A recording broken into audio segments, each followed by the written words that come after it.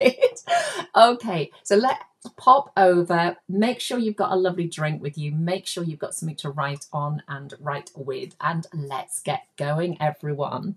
So I think we've just got lots of hellos, so I'll get started. So this bold statement that I am making is this, that counting does not make sense to young children. Now, I'm hoping this is going to feel like the first, maybe not a wow bomb yet, but a sense of like, what? Because that is not what anyone is going to tell us, that it doesn't fit in with our experience, because you think that's what young children do. They learn to count. That's what maths mainly is, maybe we think, for young children. That's what learning about number is. And what I'm going to do tonight is challenge that, with really good evidence. So I want you to come away from this webinar tonight not believing what I've said and not doing it because of, maybe you've worked with me and you think that I know what I'm talking about, but because you have experienced it yourself and you have had that realization in your mind. So let's get straight on and have a look at, I want to see, make sure my slides are working. See, no, I was going to, no matter how much you test these things, my computer is not letting me move on. Hang on a second. Let's do it in a slightly different way. Okay, hang on a second. You're going to have to give me some thumbs up if this works, because I'm going to do it in a slightly different way because the computer is misbehaving slightly. I will not be. There we go. I'm going to do it like that instead. Just worked out how to chat, says Sally. Woohoo! So somebody, can you give me some thumbs up if you can see that slide? All right, everybody, saying session aims. It's not the slide in the format I wanted to show you it, but it's the same information, so that is fine. So I'll keep going and just see if you put some thumbs up there so I can make sure you can see okay. So the session aims are that I want us to look at what we understand number to be. Now, if you work with me a lot, or even maybe a little bit, your knowledge and your awareness of what number is will have changed dramatically if you're anything about the sort of journey that I've been on. So my aim tonight is to help you notice and realize what you didn't know about number. So those of you who are on the call tonight and you've worked with me a lot, think about where you used to be. Because we need to understand that we've all come from the same place, because we've all come from being taught things in school ourselves, the schemes we use, the training we go on. And of course, we only know what we know until somebody comes along and challenges that. And I'm going to challenge your thinking tonight, not for the sake of it, but because it's going to make such a difference to your children's learning. And that, after all, is why you are here. So thank you for all the thumbs up, everybody. As I say, this isn't quite, I had it in a slightly different format, but this will work just as well. So you should feel almost immediately that I am switching something on your brain that makes you go, oh my goodness, this makes so much sense. Those of you who work with me a lot, you might not learn anything new tonight because you're experts in this already with all the work we've done together. But when we revisit it, we realize how much we've moved on. We realize we're in a different place with our learning. So it is so beneficial. Those of you that are very new to me, if you choose to be on the what we call the 3 to 5 group on Facebook, which is EYMaths 3 to 5 with Karen Wilding, you can go on there and ask as many questions as you wish following this. And not only will you get my help, but you will get help from the other members, particularly my impact members, who are really experienced in this. And they are childminders, they are nursery teachers, they work in private settings, they are reception teachers, they are students, they are university lecturers, they are head teachers. They represent every possible job that is connected to early years children, and they represent every continent on the planet apart from Antarctica. So, and of course, it would be brilliant, wouldn't it, to get someone from there? But you will find someone in that group that can relate to where you are and what you're doing. So the ultimate thing I want to achieve tonight is to even in the, we've got less than an hour together now, but I want you to come away with a different idea of what teaching number sense means. And I want you to know that the journey you're on with me tonight, it's like opening a door to an amazing room or even an amazing house, and we're just peeping through the door today because there's so much in there and so many rooms full of incredible knowledge that I can take you into. So this is the beginning of an amazing journey. So if you are new to me, remember some of these tasks will be different for you. So you might want to hold back a little bit and see what other people say. Okay, so to start this journey, we're going to do something that I do a lot.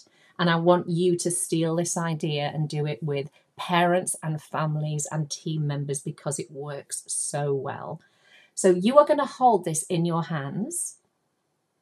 And when you're holding it in your hands, I want you to investigate it. I want you to smell and touch and stick your nails in and pull it apart and do whatever you want to do to explore it. And I'd like you to put in the chat box, if you've not done this activity with me before, if you have, maybe as I say, just watch and listen, can you put in the chat box what you are discovering?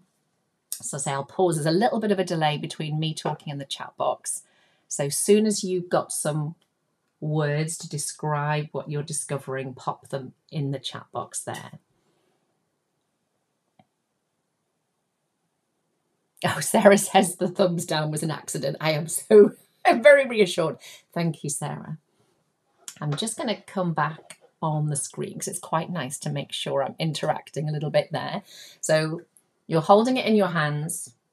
I've got my hands like this. You're exploring. What are you discovering? Hello, lovely Zofia. She is one of my Impact members. Lovely to have you on. Hello, Katie. So we've got Amy says juiciness. Emma says it's wet inside. Beryl says texture, juicy. So have a look at what other people are saying because it's like we're all kind of talking at the same time, which is great. Mel says what an apple is made up of. So don't overthink this. Just come out with those words. You know, early years people are so good at this as well. Juicy, juice, juicy. We've got shape when we describe the shape. Shiny, crunchy, red, mushy, smooth. Okay, sweet, curved. Okay, so keep those coming because what I want to go back and show you now, and I think this is so powerful and I hope you feel the same. Can you see there that that is A-P-P-L-E? That is not a real apple. And if you watch this on the recording later, you'll see that I never mentioned the word apple and I didn't say put a real apple in your hands. What happened is you have taken that word apple and you have used what we call the concept image of it. So instead of looking at the word, you didn't put A-P-P-L-E in your hands and try and smell that. You might have said, oh, it smells like pen. You didn't pull it apart and end up with an A and a P in one hand and a P and an L and an E in the other hand. I hope you're listening to this thinking, well, that's crazy. Of course I didn't. When I showed you that, you imagined a real apple. That's what your brain did. So your brain used this word in English and these wiggly marks, which we know are letters, we've learned as adults to interpret them as letters, and your children are learning to do that. Your brain has not tried to look at the word and analyze that. It has gone straight to your extensive life experience of apples, and it's pictured something that might look a bit like this. It might look something more like this. And of course, if I asked you to turn a green shiny apple in your head into a red apple, you could make it an old apple that's gone wrinkly, could be a cooking apple. You could cut it open. You could talk about the stalk and the seeds. But of course, these are images of the real thing. And what your brain has learned to do is connect. When I say the word apple, when you see the word apple written in a text, you immediately imagine the real thing. You don't try and analyze the words. Okay, so this is so important because when we have a look at number, and there's a lot more I could do with you. I could do the apple activity with you a lot slower, but because of tonight, I'm going to move on to this next part. Can you see there that that is the digit that represents 4? But just by the same reckoning, if we're saying that that isn't apple, it's a representation of apple, then we're really going to have to say the same about this. This is a representation of 4, but it isn't 4. So one of the first things I want to look at tonight is this idea that when we talk about numbers, what we've been taught to think of is the actual digits, the numerals. but it's what those numerals represent is what's important, because you could stare at apple for hours and you're never going to see that it's red and juicy and got pips in it, because of course that isn't the real thing. So tell me in the chat box, does that make sense to you as an idea that if we're going to say that is an apple, then this isn't 4, it's a representation of 4. The good news is that unlike apple, which if you speak more than one language, you'll know that the word is not apple in another language, and it's not written like that. But of course, what an apple is and can be is the same all over the world. 4, even though there are different numerals used in the world, we now have this Hindu Arabic system that we all use. It can look like that, can look like that, kind of an open and close 4. We use a universal system. So actually learning about numbers potentially can be easier. So numbers aren't, I'm going to say, mathematically the digits. However, in everyday life, we refer to these digits as numbers, and that's not wrong. But strictly mathematically, what we've got to think about is, what are these numbers representing? So I'm hoping this is your first wow bomb. A wow bomb should be, this makes so much sense, but I just haven't had the space to think like this before. That's what everything that my training is about. So I hope that's what's happening. So you tell me, when you mention 4 around your children, and again, if you've done training with me before, you might want to just watch what everybody else does here. But when you mention 4 around your children, what do they tell you? This won't be applicable to all of you, but many of you. Pop in the chat box what your children will say if you mention 4.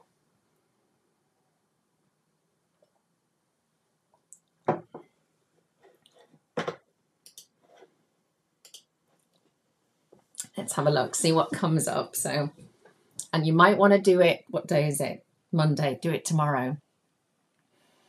See what they say.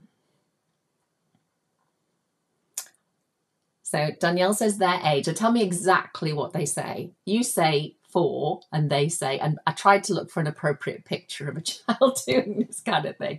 They're like, I'm 4, I'm 4. Yeah. So you get it. And there's like all these little cartoons you can see. I've seen one with seagulls, and they're all going, I'm 4, I'm 4, I'm 4. And it's just like they're kind of popping up and you're almost like trying to squash them down.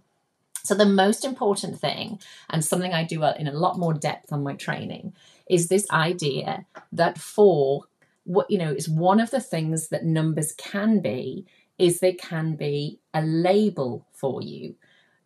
Strictly, of course, the 4 or the 3 or the 5, because we're dealing with 3, 4 and 5-year-olds here, it is their age, and therefore it is actually measuring how old they are. But that's not what they're thinking about. They're thinking about, this is another name for me. So maybe this is Mia here, and you say, hi, who are you? And she says, I'm Mia and I'm 4. And she's using it as a label for herself. It's her name. It's another way of her labeling herself. So this is one of the most important ways children perceive numbers. And they'll say things like to you as their mum or their dad or family member, they'll say, that's my number. And they will notice the number in the lift. They will notice the number on the bus. They will notice the number on the door. And they will notice it everywhere, because basically they're saying, that's like my name. That's the label for me. And again, as I say in the training that I do with people, we go into this in a lot more depth, because that is what your children are bringing with them. And it is so important. Numbers can be used in a different way. I thought this was a really nice picture. I was looking for some cars in order, and I thought, rather than a traffic jam, which is very depressing, numbers can be used. For example, here, the first car, the second car, the third, fourth, and fifth car. So if I go 1, 2, 3, 4, 5, it's not the label for the car. It's the idea about the order they come in. It's the position. If these two swap places, the yellow Mini would become number 2 and the green car would become number 1. So it's as positional. Yeah. And when we get to 1, 2, 3, the Golf there, I think, oh, maybe it's not a Golf, but the car there, I'm going to get people telling me, oh, it looks like it might be a BMW. Don't write in, people. This car here is not 3 cars, but it is 1, 2, 3 because of its order. And we use words like first, second, third. So children have to experience that, and that's completely different than what's happening here. The number 4 car has nothing in common with I'm 4 and the 4s they're seeing there. So there are posh names for that, which we won't go into in this training. But this is where it gets really funny. So they're lining up and you're going along and you're saying number names and you say 1, 2, 3, 4, and you point to this little boy here. I hope you can see my cursor. And he says, I'm not 4, I'm 5. And so you've got the idea that you're going along trying to find out how many children there are. And actually, by the time you get to him, you're thinking that's 4 children. He's thinking, I'm not 4 children because he's only 1 child. And also he's not 4, he's 5. So I'm just going to pause there for a moment and just take that in, what I've said there about what your children are going through. They see numbers as labels for themselves. When we're going along counting them, which we're doing it to find out how many, they are hearing a label, which if they get the wrong label, they will tell you, I'm not 4, I'm 5, which tells you they're seeing it completely differently to you. And also they might even be thinking, if they have got a sense of 4 things, why are you saying 4 when you touch me? Because I'm not 4 things, I'm 1 thing. So again, is that another wow bomb for everybody?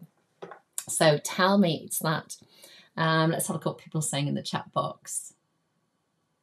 Yeah, so we've got the posh names for these are nominal is when it's just a label. So when you think about your keypad on the door to school or your phone, that could be letters, it could be numbers, it could be shapes. It doesn't have to be digits. It could be anything, you know, because it's the idea can be replaced by something else. It's just symbolic.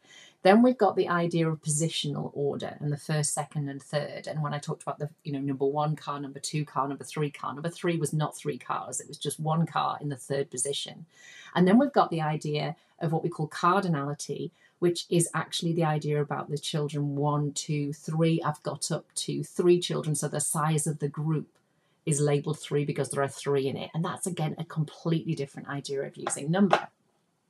So what I'm aiming to do here is to say, this stuff is complicated and it's not going to make sense to young children in the way that we think it should too early. So the good thing about being on this version is I can spot my mistakes and correct them. So what I want to focus on now is this idea of cardinality, which is that numbers can be used to find out how many. And this tends to be where we put our emphasis as practitioners. We're getting children at how many of these, and we tend to use counting to achieve this. And we're going to have a little look at why this is a problem. So already we've got that numbers are 3 different things. So that is very confusing for children. However, it is and it isn't, because children live in a world where things contradict themselves constantly and they're very bright and they work these things out. But if we don't understand what they're experiencing, we can think they're not learning when they are. They're just having to deal with a lot of stuff. So I hope that makes sense to everyone. So what we're going to do here is I'm going to get you to do what I am probably best known for, which is we're going to do some noticing. And again, in all the training I do, every single bit of training I do, be it to do with number or shape or pattern or space or measures, we always start everything and keep everything about noticing. Noticing will turn you or keep you being a very intelligent person all your life, because people who notice things are the people who pay attention to detail. They are the people who make connections. They're the people who slow down and let their brains do what their brains do well. So this is something your children are naturally good at, and there's masses more I can tell you about this. But I want you to have a look at my board here, and I'll try and keep it in focus. I have to say, if I bend things the wrong way, it's because the camera has reversed me, so I do things the wrong way around according to what I can see. So I would like you to have a look at that. Look, see, bending it the wrong way. What do you see and how do you see it? So don't overthink this. I want you to tell me on this board, and there's a lot more we could talk about. You can see me, you can see the board, but just for these counters here, what do you see? And tell me in any way that you would like about what you can see here. I might even, arrange them, like do them like that. I mean, I can move them around. The nice thing about when you do stuff like this as well is if you drop it from a height, which lots of you know I say this, they tend to just fall a lot more randomly. I've got them magnetic, so I have to be a little bit more contrived about it. So let's have a look. So don't forget about the delay. So I'll have just chunter on in between So 2 groups of 2, 4 purple swirls. Yeah, these would be better if they were plain. It's just magnetic counters are a nightmare to find. So 2 and 2. Okay, and if I asked you, where can you see the 2 and the 2? You might say, well, there's 2 there and there's 2 there. Now imagine if I'd thrown them down in a different way. Maybe this time you might say, oh, there's 3 there and there's 1 there. Can you still see the 2 and the 2 as well, even though the arrangement's changed? There's still 2 there and there's still 2 there. What about if I said 1 and 2 and 1? Even though the arrangement doesn't lend itself for you to see them that way, you can still see. Yeah. What about if I space them out a bit more? Maybe we can say 1 and 1 and 1 and 1. So there's lots and lots of ways you can see this. And of course, if I increase the amount, let's just make this. Imagine I've dropped these from a height, as it's a lot more random. So, right, okay, tell me on that one. What do you see and how do you see it? And again, don't overthink it. Allow your brain to just say what it sees, not what do you think Karen wants me to say, because Karen just wants you to say whatever you see. So people are saying lots of circles, and that with the children is so important. That's why I say I would always use plain ones. A lot of the time you can't see these. My lighting's really good tonight, so. But that is absolutely great to say that, and then say something else, and then say something else. So allow your brain to notice, and then notice, and then notice, and notice in different ways. So Emma's said, I can see 1 and 2 and 3. So we could now say, if it was our children, say, where do you think Emma might be looking? Where is a 1? Where is a 2? Where is a 3? Now, there's an awful lot children have to learn before they can do what we're doing here. So this isn't a case of me saying start here, but this is really important for what we're looking at tonight. So maybe, and again, you drop it in different ways, but what if I said to you, I can see a 2 and a 2 and a 2? Even though that might not be obvious, can you imagine getting your finger and saying, oh, okay, so there's a 2 there. Well, maybe Karen's looking at like 2 here and 2 here. Or if I said I can see a 1 and a 1 and a 1 and a 1 and a 2, can you see where I'm looking? And maybe, again, if you drop them in different ways, you'll find, for example, like there, you might say, I can see a 3 and a 3, or I can see a 3 and a 2 and a 1. Okay, so this is really, really important with, and again, lots of you are going to be, if you've done a lot of training with me or someone similar to me, you're going to really notice how far you've come when we do these sorts of things. So what we're doing there is something called subitizing. One thing to be aware of is if you look subitizing up online, that second S is going to be a Z sometimes, because the American English is a Z, and it's really worth knowing this when you're looking it up. But subitizing is the brain's natural ability to see amounts.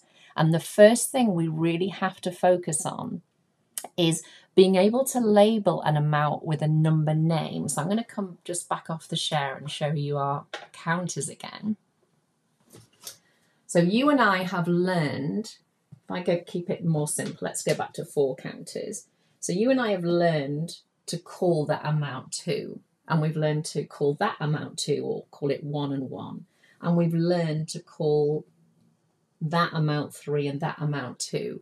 But you can still see that there are more there and fewer there without actually needing a number name for them. And you can see here that this is a different amount. And you can also see that that amount is in here, there and there. And that amount is in here, there and there and there. So we need to really hold on to this when we understand what our youngest children, so those of you working with 2 and 3-year-olds particularly, and children who are non-verbal or children that we can't communicate with well yet because we haven't got a shared language, they have got this innate ability from birth to be able to do this. So there's lots more to share with you, but what I thought I'd show you here is our ancestors. So if you think about, we all are descendant from nomadic tribes. I'm sorry there's such cute animals here. You'll have to get past that, particularly the vegetarians in the group. But when our ancestors were roaming around nomadically and we were looking for something to eat, you would know that this is there's fewer deer here and more deer here, because you can see the amounts, and you'd also be able to reason that this was the one that was making the difference. And you can have a lot of number sense without needing number names. Then we've got the idea here that that was just excuse the pun. You've got here the animals, and here's the representation of the animals. So something that made sense to early humans who were almost certainly going to be of equal intelligence to humans these days. There's no change in that. But the idea that each deer is represented by one image. So a one-to-one correspondence here. And then that led to the idea of tallies, where each of these marks represented the deer. And these marks were a massive jump forward in human evolution, because whatever you were measuring, it could be stones, it could be cooking pots, it could be a different kind of animal. And what you're doing here is an abstract form of capturing the amount. Whereas here, can you see that these are almost certainly deer-like animals? So we've got that one-to-one correspondence. Can you see that it doesn't really make sense to even us as adults to label that with just one digit? Because there are 4 things. It makes a lot more sense to label with what we see with 4 things. So I want you to hold on to the idea that we're talking about adults here, not just children, but this makes a lot more sense to humans. And what you're doing there is subitizing. Can you see when you look at the deer here and the deer here, can you see the 2 and the 2? Can you see the 4 ones? Can you see the 2 and the 1 and the 1? Can you see it in here? Can you see it here? And can you also see how much easier it is to see when we lower the cognitive load? So the cognitive load is how much your brain has to pay attention to. These beautiful deer here, I'll pick something next time that doesn't rhyme. They've got a lot of interesting things for us to look at. When we do it pictorially, we have fewer things to look at. And when we do it in abstract form, our brains can really focus then on the 2 and the 2 and the 1 and the 1 and the 1 and the 1 and so forth.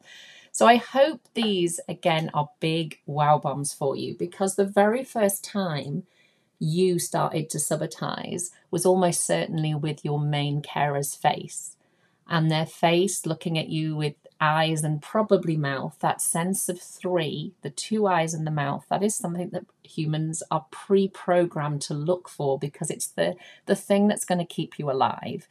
And baby humans, just like baby animals, are incredibly good at noticing a face that if they recognize, they don't react the same way to all faces.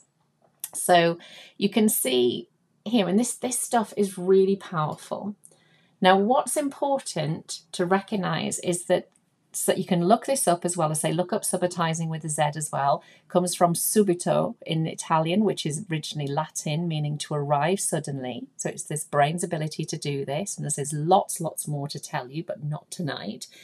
But we can recognize amounts without labels. Once we start having labels, we can do what we've been doing tonight. But counting is a human invention. Counting is something that humans have created, and the number system, to make sense of the world. And the number system isn't counting. It's counting uses the number system, and subitizing uses the number system, but it is a human creation. And of course, we've been through many times all over the world through history where we've used other number systems. The Mayans, the Egyptians, well known, and here is the Roman system here. So humans have been playing around with this. How do I make sense? How do I move from representing everything with one symbol to moving through to an idea that I can represent with the 5 here, the V. I can represent 5 things with one symbol and 6 things with 2 symbols. And this takes a very big jump in understanding to accept this. So I hope, again, this is a wow bomb for you, for your maths, to think, oh my goodness, the idea of representing multiple things with one symbol doesn't make sense. It's something you have to learn. So you have to have the sense first before we start throwing labels at things. So tell me in the chat box, is this making sense to you? I will pause and have a little drink here and before we move on, and just tell me, is this, I'm hoping that this is like you're thinking, I'm glad there's a recording because I really just want to watch this and pause it and think about it, because I have done this stuff for years and I still, you can tell, it just gets me so excited because we're not doing what I'm talking about here. And when we do, the difference it will make to you is phenomenal. And then when you change the way you think about things, you will automatically teach differently. Whether you are watching this as an interested parent, whether you're watching this as a practitioner, it doesn't matter. The children all over the world need the same thing. Yeah, and we know different children will develop at different rates. Great. All right, so keep talking to me, everybody, and let's have a look then at the next bit. So I'm going to focus in now on counting, and I'm going to focus in on two kinds of counting. And this has been such a wow bomb for me. It's taken me a very long time to realize this. But subitizing is starting from birth, like I've said, and it's building up, and there's a lot to teach you about that if you want to know more, which we'll only do some of it tonight, of course. Remember, there's a whole house of information, and then we're just peeping through the door. But I've been wondering about, is there a way counting starts from birth as well? And I definitely know, and I'm going to show this to you in a little while, but I definitely know it's not counting to find out how many that starts from birth, because like I've shown you a little bit already, it's just far too complex. But we have got what we might call counting for ordinality. And counting for ordinality is this idea of understanding that numbers come in order. And you think about all the languages that you might speak and other people around you might speak, the idea that if we're counting in ones in English, when we've said one, we say two, then we say three, then we say four. And if you had digits and you had some missing, and we had a digit 1, digit 2, digit 3, digit 5, you'd be like, oh, the 4's missing. That's not about how many. That is the rules of order. And it's a really important part of understanding number, because it's the number names and it's the rules of a system of order, which is really important. Whereas counting for cardinality is using number to find out how many. So let me know in the chat box, does that make sense to you to separate these two? Because I am now as sure as I could be that what we need to be doing with our babies, 1, 2, 3, 4-year-olds, hard to generalize, but let's say that for the moment, is you are going to be working so hard to build their subitizing skills, but also their counting for ordinality skills. And what I'm going to show you a little bit of tonight is how, when those two things come together, you will then make sense of counting for cardinality. So your children may be the first children ever who really, really do understand why counting works. So again, I hope that's exciting, and I hope there's a sense of like, I think I get this, but maybe I need more information. So counting for ordinality, what does that involve? What do we need to be doing loads more of? And again, there's lots of ways I can help you with this, everybody. So here's an example. And one of the members today, Emma, on the 3 to 5 group, she said, anybody got any ideas for warm-up maths in her setting? And I said, well, tell me what it is you're trying to achieve. Because a conversation for another time for us to have is, don't just choose activities for maths. Don't go searching the internet. Don't just pull stuff out of schemes, and because you're focusing on the what, not the why. If you want to eat a healthy diet, just picking up fruit and vegetables isn't enough. You've got to understand what those foods do for your body. And when you understand what those foods do for your body, you make informed choices. You start with the why. What is it you're aiming to achieve? And therefore, what will help you achieve that?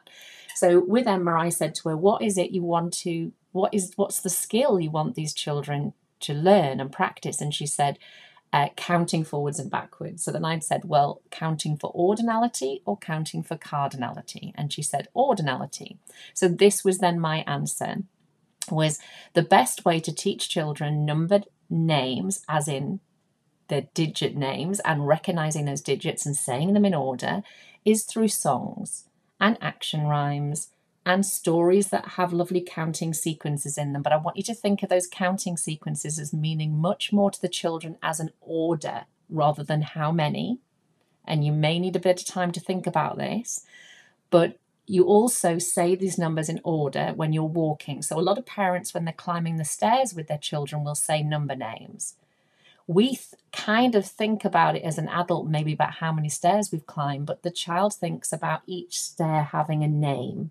So it's more nominal and ordinal for the child, and it's a great thing to do. You might be talking about, let's do this many steps. And I want us to separate in our mind that what the child is experiencing is the idea of giving each step a number name in order with a word. And these things are really important. But what they're not understanding is that that last number we say represents all of those steps they've taken so far. I hope everybody can see that would be an incredibly difficult thing for them to do. And that's something we're going to have a look at in this session about how we can do that. So when you sing things like 1, 2, 3, 4, 5, once I caught a fish alive, 6, 7, 8, 9, 10, then let it go again, you're using numbers for ordinality. You're counting for ordinality. And I would love everyone to be doing this multiple times a day with their children. It is hugely enjoyable. It gets their bodies moving. It engages children. It develops their speech and language and listening skills. It develops their sense of being together. It is so easy to do if you're a parent, and it is massively beneficial for mathematics.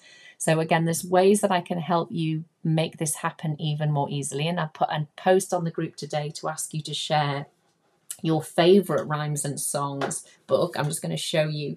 This one's one of mine. And if you've been around a really long time, like I have, this one used to have a little puffin on a boat on the sea. But this is great. And if you are a younger teacher or a teacher who's grown up in a different culture, and some of these in here, you might think, oh, is there a tune? And I don't know what the tune is. And there is some music here. Just go onto YouTube and type it in, and you will hear someone singing it, and you can learn it or you can revisit it. So there's no reason at all for you to think, oh, maybe it's older generations might know certain tunes you don't. You can go and find it really easily. All right, so here's the permission and the encouragement for you to do songs and rhymes and actionings, because the learning and the experience is wonderful, but it's brilliant for mathematics, okay? So Amy says, right, the name of the Facebook group, Amy, I was going to show it, but I won't in the middle of the presentation, but it is called EYMaths 3 to 5, 3-5 with Karen Wilding. Maybe one of my impact members that is on now, could you pop a link into the chat box, please? Because they are wonderful for doing that, my brilliant impact members.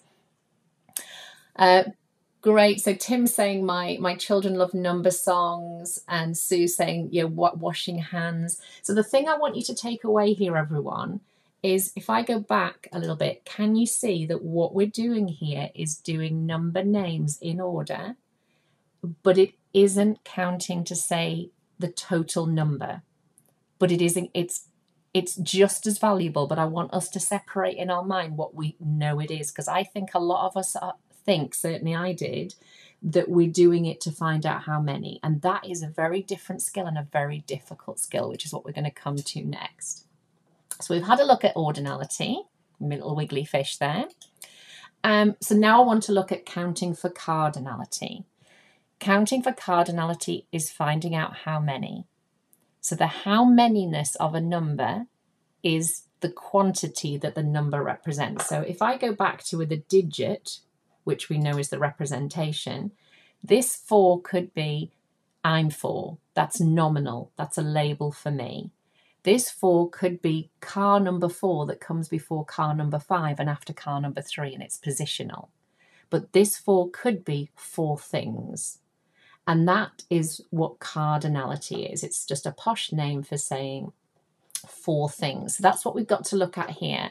And it's that knowledge that numbers can represent groups of things which you need to learn to add, subtract, multiply, divide, use fractions, use percentages, all these things that much older children have to learn to do. You are giving them the foundation of this. When you have the right tools in your toolbox, it is not about giving them stuff that's about early years. You are giving them the things that they're going to need for life. You are so unbelievably important in this. And I think people quite rightly talk about early years practitioners as being very important, but we need the right knowledge, everyone. And having the right attitude is wonderful, but it's attitude, when we combine that with the right tools and knowledge. And I know I did not have the right tools. I had the right attitude, the right intelligence, the right ability, but until I knew what I didn't know, then that's when things started to change. So what I want to have a look at here is Counting for cardinality involves a lot, and it is blooming difficult, everybody. So what I think we'll do here is we'll come on off the, let's come off the share, and I'll do another little bit of a demonstration here, because this is powerful stuff, really powerful stuff. And those impact members that we've been with me the longest, I honestly think out of everything we do, this is the one where we go, this blows our mind every time. But it's really simple as well. So if we look at what we had here before, okay, we were looking, weren't we, at what could we see and how did we see it? So kind of hold on to that learning that we did. So maybe if I do this and that one there, and then we might say, oh, let's add, you know, let's put another one here, and let's put another one, and let's put another one. Now, we've been talking to children like this forever, saying, there's another one, there's another one. Maybe it's when they're 2 and they're eating something and they like the strawberries, and we say, do you want another one? You know, we're doing that. So we are referring to all of these as one. Yeah, we just did that.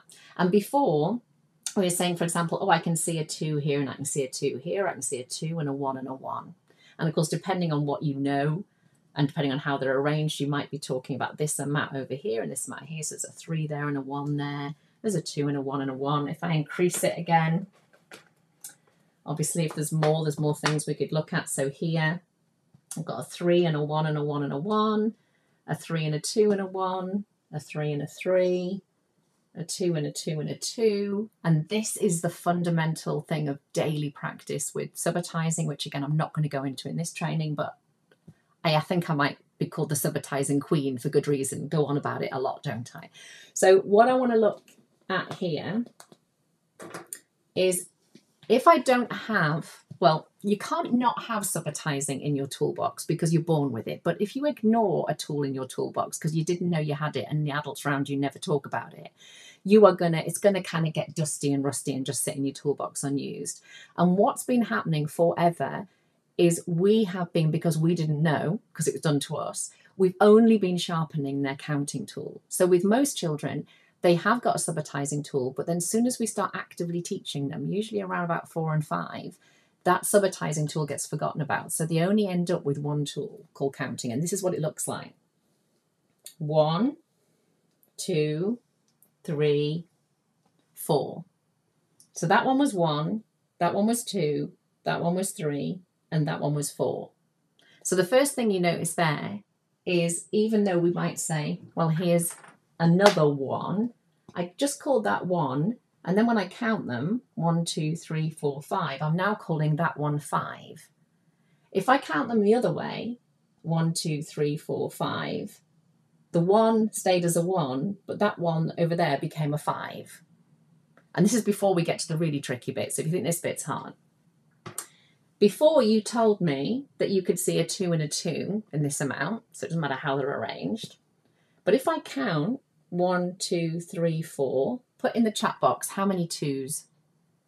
If all I'm using is counting, 1, 2, 3, 4, how many 2s? And of course, as I say, I'm going to carry on because I know there's a delay in the chat box, but there's 1 2 and it's there. The whole idea that this is called 2 and this is called 2, and it doesn't matter where you get your 2s from, you could get them from there and from there, is completely lost on you.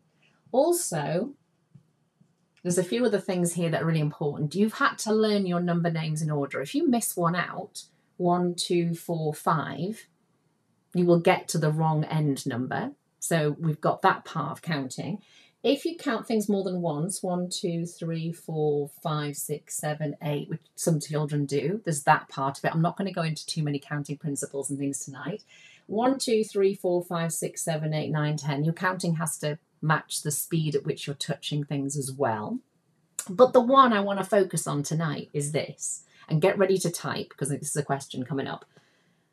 1, 2, 3, 4. Now, a child that can do that knows the number names in order, has one-to-one correspondence. They're counting at the right speed according to that one-to-one correspondence. They didn't miss any out. So they're doing tick, tick, tick, tick, tick, virtually everything they need to do to be a counter. 1, 2, 3, 4. You say, how many? What do they do? at that stage. This is the bit that is going to reveal to you whether counting makes sense to children or not, or whether they are just going through the motions. So what does the average 4 and 5-year-old who's just secured these skills, 1, 2, 3, 4, you say, how many? What do they do?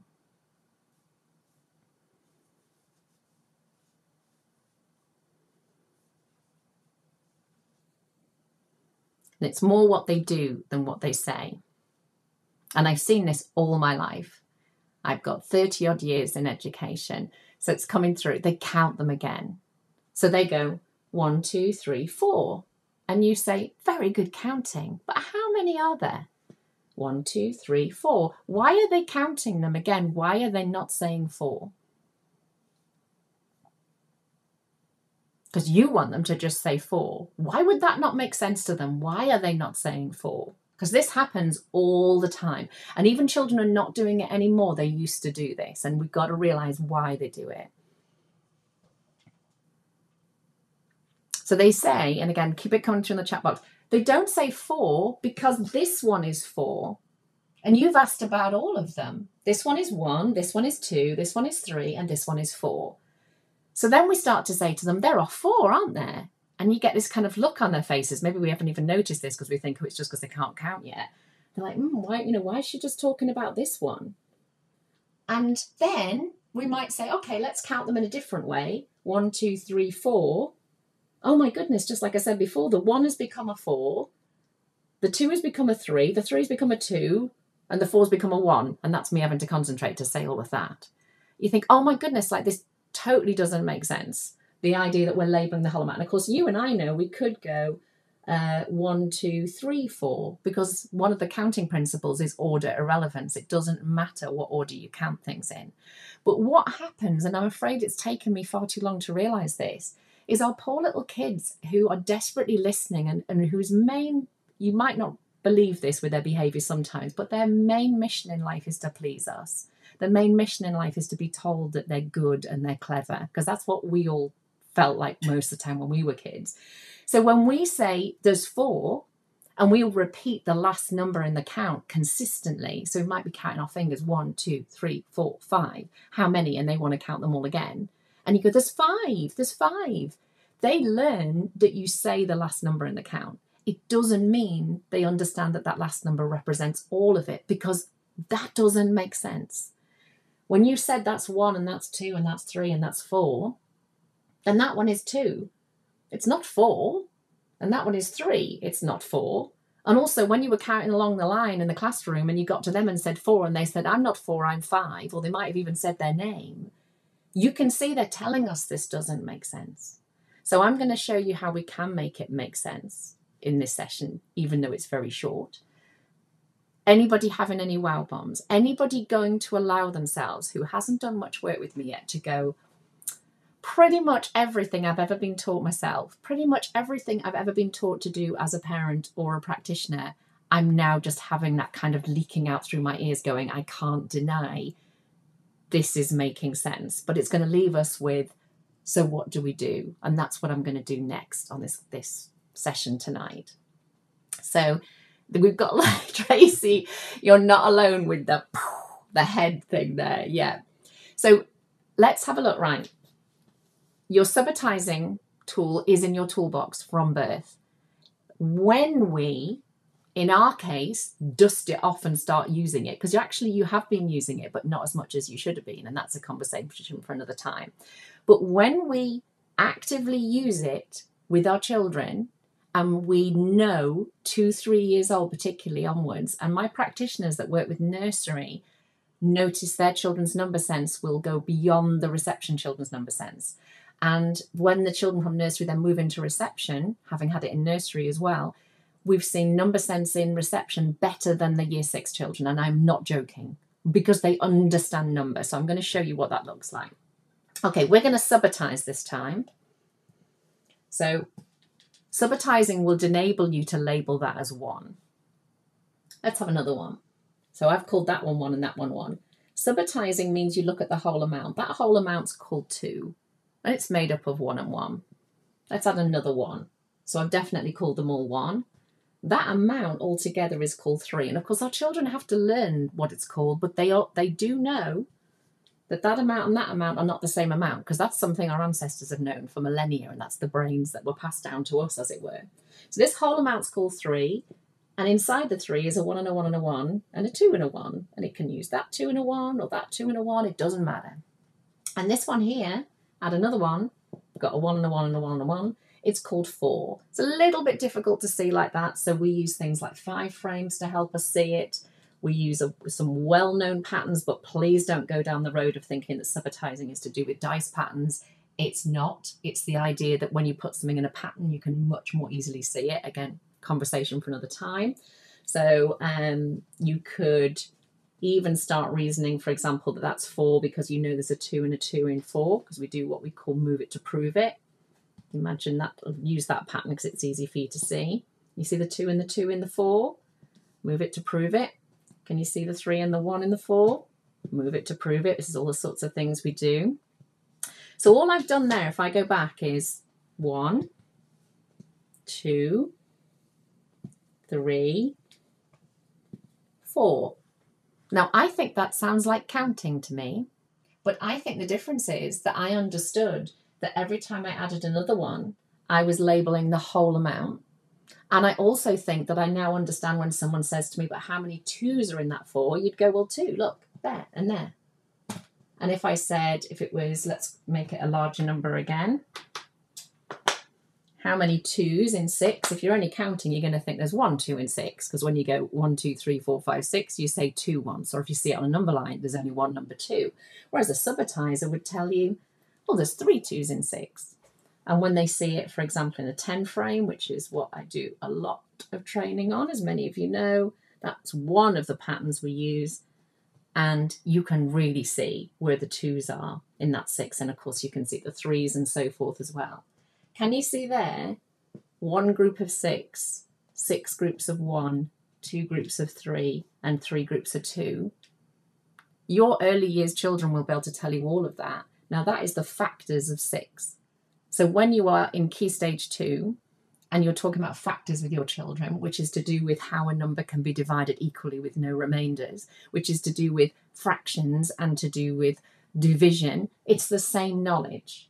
And of course, you can see the multiplication in that as well. So there's so much more we can do. So I'm hoping, again, if you're new to this and new to me, then I used to work right across primary and set into secondary as an advisor, and this is about understanding that all of this maths is the same stuff. It's all connected. So let's have a look then. Here, you can look these up online yourself. Gelman and Gillistel in 1978 looked at counting principles.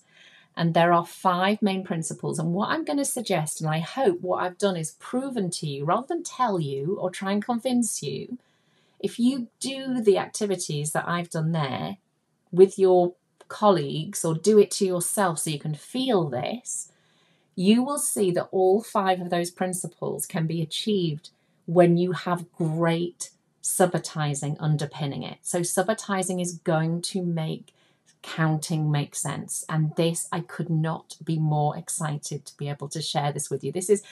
I have been working on this for a really long time, and it's only really in the last year that all of my thinking has come together in this way. So again, I'm going to give you the recording so you can go back to this. But this is it. It's this making sense of counting. So I'm going to wrap things up by showing you a few different other things to have a look that are related to this. I shared an article on our group, the Facebook group this week, and you can either go to the Facebook group or you can look this up online. So it's Subitizing Through the Years, and it's Valerie Faulkner. You can see at the top here. And this article here, incredibly worthwhile reading, really easy to read, would fit in, it fits so well with what we've talked about tonight. But I want you to have a look at this little bit here. That when students get stuck using counting on strategies to the exclusion of other more sophisticated strategies, we call this living in one's world. Students living here seem to understand numbers as continuous strings of ones. This conceptualization may work at the foundation level, but it does not hold up as numbers get larger and as students move to multiplicative reasoning. So what that is about there is that idea about, if you imagine those 6 counters I showed you, if you only understand that that's 1, 2, 3, 4, 5, 6, and you cannot see the 2 3s in there, and you can't see the 4 and the 2, and you can't see the 3 2s and so forth, where is your foundation of what we call multiplicative reasoning going to come from? How are you going to understand that 6 can be split into 3 2s? And those 3 2s later on will be understood as thirds, and 2 thirds will be equal to 4. You cannot calculate, you can't understand that 2 plus 4 equals 6 because there's a 2 and a 4 in 6. You can't understand that 2 thirds of 6 are 4 because thirds of 6 are equal to 2 and 2 of them therefore be equal to 4. So I hope this is the maths that you and I wish we'd had, because this stuff makes a difference for life to children. So I'm going to show you one more thing before we stop, but just I'll keep an eye on the chat box, and if you have to go, you're going to have the link to catch up. So Sally says she can't stop subitizing. Honestly, and sorry, some of you will have heard these same stories so many times, but it's just true, so I'll tell you.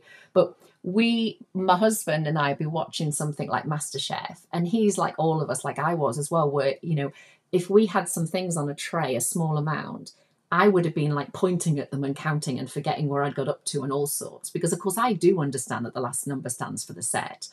But we'll be watching someone like, you know, shelling prawns or something, and the guy on the program will say, and how many prawns have you got left to shell, so and so? And they'll say 1, 2, 3, 4, 5. And my husband goes, why did they count? Why didn't they see there's like a 3 and a 2? That's 5. And you think, not only is that much easier, but it reinforces your knowledge that 3 plus 2 equals 5, and there's a 3 and a 2 in 5. That's part whole. This is, you know, important stuff. So yeah, once you start subitizing everybody, you can't stop. So I wanted to finish, and you can tell me here, many of you will be using schemes. Depending on where you are in the world, they might vary. And one of the things that many of you are using is the NCETM charts. So you might be working from the NCETM, which is the National Centre for Excellence in Teaching Maths. I've been with the NCETM since they started, probably 20 years ago. So, and been a big part of this. I don't work for them, but I'm accredited by them. But they do something called Mastering Number, and a lot of you bring a lot of questions and so forth to me about this, and I did have a big conversation during an Ofsted inspection with someone literally at the end of last week about this. So if you're not familiar with it and you're interested, all you have to do is type in subitize, so just literally type in NCETM early years. But interestingly, the progression document has subitizing down here, and this causes a lot of grief for a lot of my practitioners, because they've seen everything you've seen tonight and they go, hang on a minute, but this is the natural skill that helps children make sense of counting, and counting is here. So what I wanted you to have a look at was, first of all, the NCETM promote the use of Doug Clements and Julia Sarama's work, and they have got a website called Learning Trajectories. That's quite hard for me to say, everyone. Learning Trajectories, it's written here. That's actually my book that's sitting on my desk now. And in their book, and in fact, I'll come off and do this live. So you've got that to look back at. So this is the book version, but they've got the website as well. And in their book, which, as I say, the NCETM, and I've got a bit more to show you as well, will advocate that we use, in this section here at the beginning, which is what I photographed for you, it very clearly shows, I don't know how well you can see this, I've made it bigger on the next page, we've got quantity, number, and subitizing with a Z because it's American, and then we've got verbal and object counting after that. And I've made it a little bit bigger here. So just listen to that. So this is being advocated, and also this is where I learned my subitizing from originally, from Doug Clements. Julia Sarama is his wife. They're a co-team there. But yet the documents they're asking you to use do not match up with that. So that's interesting. So then I wanted to show you here, because I said to someone the other day, I don't just complain about stuff, I actively try and change things, because I've perhaps got a little bit more influence, all I would hope, than I did when I was back in the classroom. But this is on Twitter from 1.5 years ago. And this is a conversation between myself and Debbie Morgan, who is the director of the NCETM, who I know very well and have known in person for a very long time. And I'm basically asking, are the Maths Hubs planning to promote Clements and Sarama's work? And she says, yes, absolutely. And then I ask, are there plans to change the NCETM documents to make them actually match the work that the NCETM are promoting us using? Because like I've showed you here, that does not match that and causes practitioners stress. And also when we know about subitizing, we absolutely know that this makes sense, regardless of who's written it where. We've also got another one here, someone asking about the documentation about Clements and Sarama, and asking again, Debbie here, and she's citing the importance of the work, and it is really important and really, really useful. And then the final one I wanted to share was, have a look at this one. This caused lots of people lots of stress in the summer with children learning number bonds. And I was always said the way to learn number bonds meaningfully is to use subitizing for your composition of number, comparison of number, 5 frames, 10 frames, and do it really practically. And here is the NCETM director absolutely actively promoting that.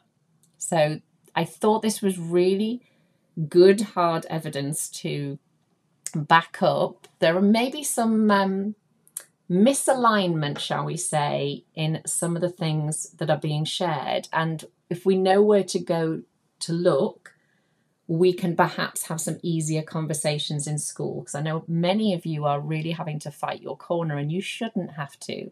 Even if none of this was written anywhere, all you would need is what we've looked at tonight, is that this works. It makes sense in our heads. So of course it's going to make sense to the children.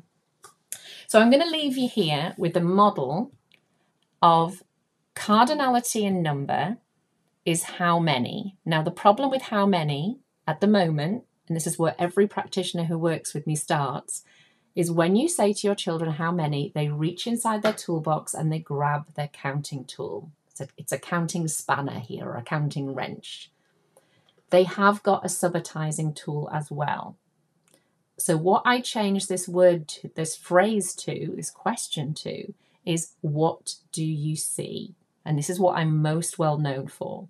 And then we think, or what do we notice? That's even better, because it may not be something you can see. When you change this to what do you notice, we have to give our children, well, they've got this one naturally. We're going to give them this tool as well. And we need to allow them to sharpen them.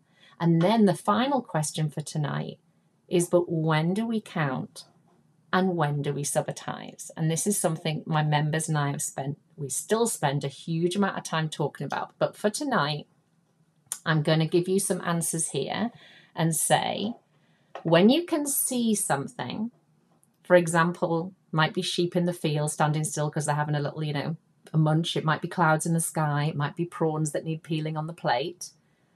You can notice groups. And when you can combine those groups using your growing skills, your number skills, you do what's called conceptual subitizing. It is much, much more effective and efficient than counting. Even as adults, if someone interrupts you while you're trying to find out how many in counting, you lose count, you miss words out, you lose your place. So subitizing is brilliant for that, and I can teach you a lot more.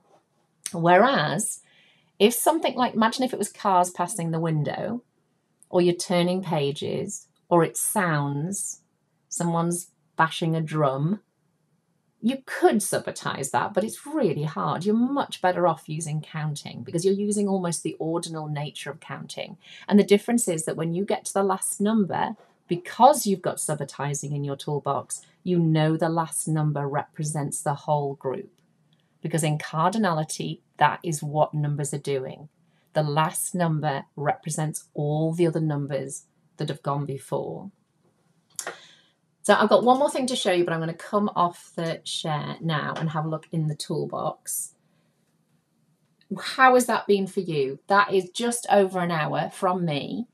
And really, if you wanted to know, I work much wider as well in mathematics. But if you wanted to know what my work on number sense is like and what I do in EYMaths and what every single conversation that we have is around, looking at the planning to go with this, looking at the provision, looking at when we do teacher-led, looking at continuous provision and enhanced provision and the resources and where we do it.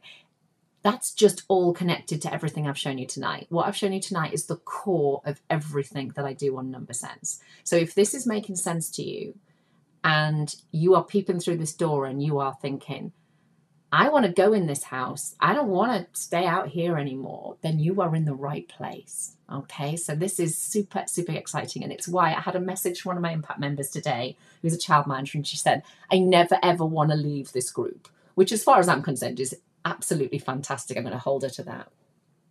So have you had lots and lots of wow bombs? Can you pop a wow bomb in the chat box for me? Something, and I'm hoping there's loads, especially if you're new to me. What are you going to walk away from this tonight and say, I just want to tell somebody else about this? Because that is the evidence of a wow bomb. I have changed the way you think. You can't wait to go and try it. And believe me, you cannot break your children when you're learning how to use this. This is something we talk about again a lot in the group.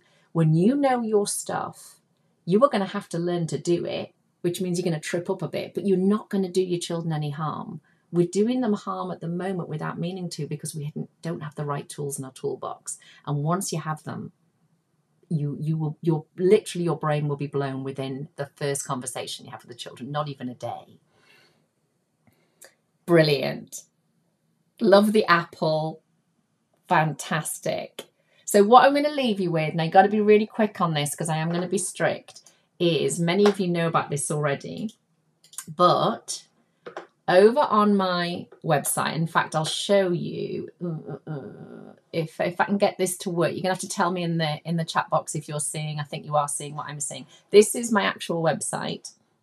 If I go back, that's the home page there. So I'll just show you how I've got in number sense training. Now this ends tonight, everyone. So you don't have to do it, and it will be available beyond today, but I'm making it really special because look, it's only at the moment tonight, you grabbing this course, which will teach you what I've taught you tonight and loads more, and your brain will be well and truly blown forever. So it's the kind of first step with me, doing everything we did tonight, as I say, and more. And I'm doing this, look, £15, but it ends tonight at 10 p.m, which by my reckoning is 1 hour and 19 minutes away. So all you have to do, go on the website, click there. If you don't want to do this, it's not the right time for you. It will be available. Look, it's still going to be available. It's just going to be a little bit more expensive. So there is no rush for you to do something you're not ready to do yet. But if you are ready, it is waiting there for you. Okay. Oh, I nearly clicked us off there. So I am going to go and have my dinner now. So if anybody else has been waiting to have their dinner, I hope it's lovely. Possibly not good eating this late, is it? But I was just too excited. I concentrate much better when I'm slightly hungry. So it is wonderful to have you on, everyone. I will go back. I have no idea. I don't know if anybody can see how many people have joined us, because on Facebook it shows us and I can't see. I've got lots of thumbs up, which is lovely. I am here for you on this group. You can ask me questions. The best place to find me, however, and if you haven't got a Facebook community, a Facebook account, use somebody else's. Go on that EYMaths 3 to 5 with Karen Wilding Facebook community, because not only will you get me, you will just get the most amazing group of people who are on the journey with me, those impact members helping you as well. So we are there for you, and it's free. We're there for you whenever you need us. All right. Okay. Lots of people. All right. Brilliant. So yeah, sign up if you want to sign up, and then we can talk about what you're learning on the group, and you can chat to me through that as well. All right, everyone, take care and yeah, enjoy. I will send everybody the link to the recording afterwards. So it's been brilliant having you with me tonight. Thanks, everybody.